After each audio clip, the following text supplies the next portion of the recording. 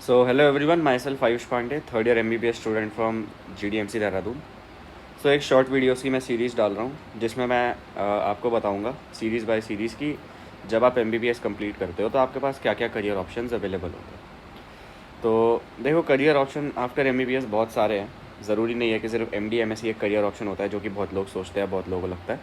देखो, एक career option ये होता है कि आप एज अ MBBS डॉक्टर हो, आपने MBBS करी है, आपको गवर्नमेंट ने आपके नाम के आगे डॉक्टर का टैग दिया है, तो इसका मतलब आप एज अ डॉक्टर काम कर सकते हो।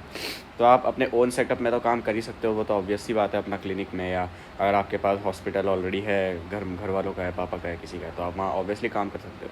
दूसरा ये है कि आप एज अ मेडिकल ऑफिसर काम कर सकते हो। देखो, अगर आपने बॉन्ड साइन किया है, जो है बहुत सारी स्टेट्स में होता है, कुछ स्टेट्स में नहीं भी होता है, तो आप एज अ मेडिकल ऑफिसर एक प्राइमरी हेल्थ केयर सेंटर जो PHC होता है वहाँ पे पेशेंट्स देखते हो, उसे पूरा मैनेज करते हो, है ना। CHC में जो सीनियर मेडिकल ऑफिसर होते हैं उन्हें रिपोर्ट करते हो। तो आप एज अ मेडिकल ऑफिसर भी खुद भी ज्वाइन कर सकते हो अप्लाई करके, या फिर आप अगर बॉन्ड है तो आपको गवर्नमेंट असाइन करती है, या फिर आप एज अ नॉन PGJR किसी हॉस्पिटल में काम कर सकते हो। सपोज़ आपने MBBS कर ली, अब आप किसी हॉस्पिटल में दो, देखो, JR होते हैं, जूनियर रेजिडेंट। जो PG कर रहे होते हैं उन्हें PGJR बोलते हैं। जो MDMS कर रहे होते हैं, जो एज अ MBBS ही ज्वाइन करते हैं, जो एज अ MBBS डॉक्टर ही उस डिपार्टमेंट में काम करते हैं, उन्हें नॉन PGJR बोलते हैं।